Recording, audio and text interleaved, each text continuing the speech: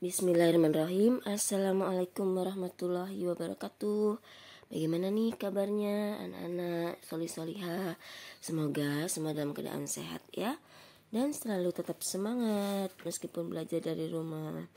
Alhamdulillah, hari ini kita lanjut ke materi bab 7 ya, hubungan antar garis. Silakan dibuka buku paketnya halaman 128. Namun alangkah baiknya sebelum pembelajaran dimulai, kita baca doa terlebih dahulu. Berdoa dimulai. Berdoa selesai.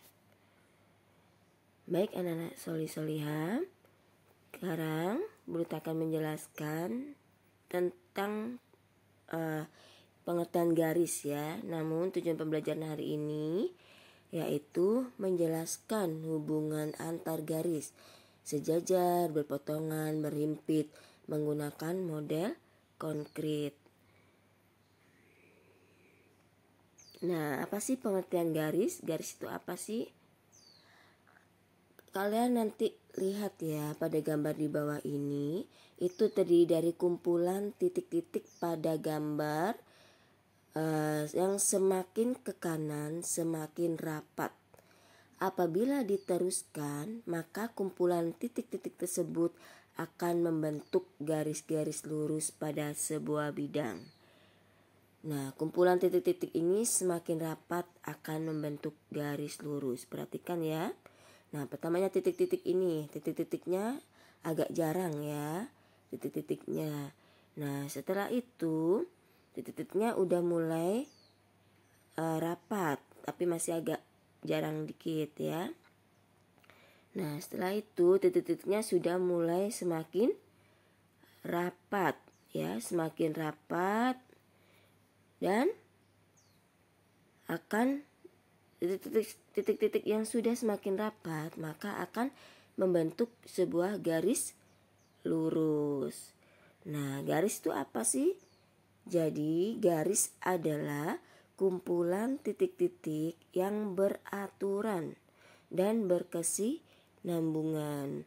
Jadi titik-titiknya itu beraturan, nggak kemana-mana ya. Jadi beraturan lurus, beraturan dan berkesinambungan ya. Jadi ini adalah yang dinamakan garis, kumpulan dari titik-titik yang beraturan dan berkesinambungan ya. Nah, bagian-bagian garis itu ada berapa? Ada 3, yaitu garis lurus, sinar garis, dan segmen garis atau ruas garis ya. Nah, garis lurus itu apa? Garis lurus adalah garis memanjang yang tidak terbatas di kedua ujungnya. Jadi garis yang memanjang tidak terbatas di kedua ujungnya.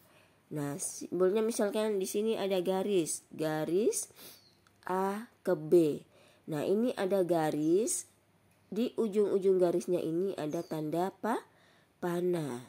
Itu artinya garis memanjang A ke B ini dia tidak terbatas di kedua ujungnya ya. Nah, garis AB ini itu bisa ditulis AB. Ini di atas, agak ke atas ya.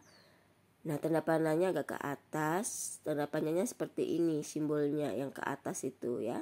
Ditulis AB, kasih garis tanda panah dua-duanya ya. Nah, sedangkan sinar garis itu adalah garis yang diawali oleh suatu titik. Sedangkan ujung lainnya menuju ke suatu arah yang tidak terhingga. Nah, misalkan ini ada garis AB ya, sinar garis AB. Maka garisnya ini diawali oleh suatu titik. Ya, titik. Kalau garis lurus kan tanda panah dan tanda panah. Nah, kalau sinar garis itu garisnya diawali dengan tanda titik. Ini tanda titiknya ya. Dan ujungnya itu tanda panah. Tanda panah ini menyatakan bahwa tidak terhingga ya.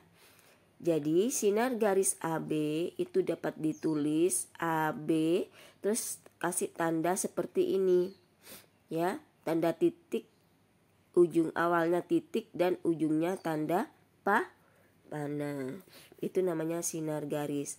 Jadi kalian harus bisa membedakan ya, kalau garis lurus garis awalnya dan ujungnya itu sama-sama kasih tanda panah. Sedangkan kalau sinar garis awalnya tanda titik, ujungnya tanda panah ya.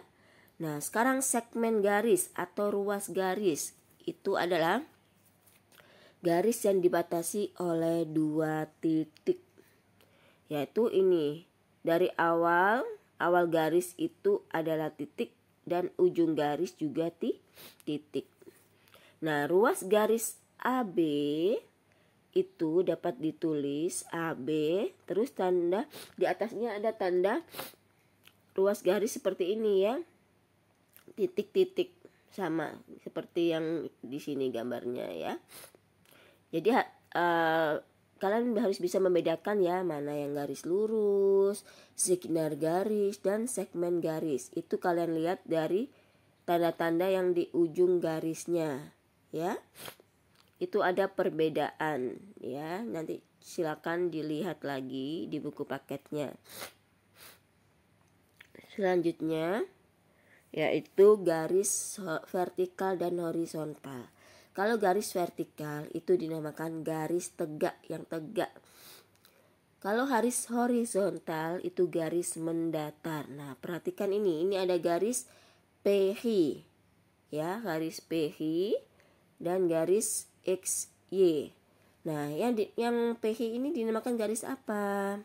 Karena PH ini garisnya tegak, maka dinamakan garis vertikal. Nah, sedangkan garis XY karena ini mendatar ke bawah, maka ini namanya garis horizontal ya, garis horizontal. Nah, garis PH merupakan garis vertikal ya. Sedangkan garis XY ini merupakan garis horizontal ya. Insya Allah bisa memahami ya. Kalau tegak vertikal, mendatar horizontal ya. Nah, untuk latihannya tolong kerjakan latihan 1 halaman 129 nomor 1 sampai 5 ya. Insya Allah mudah ya. Mudah. Untuk nomor 4 itu kelompokkan jenis garis-garis berikut. Garis vertikal, garis horizontal. Kamu sebutkan itunya namanya. Misalkan yang garis vertikal itu kan yang tegak, yaitu garis AB. Nah, maka kamu tulis di kolomnya garis AB. Gitu ya. Garis AB.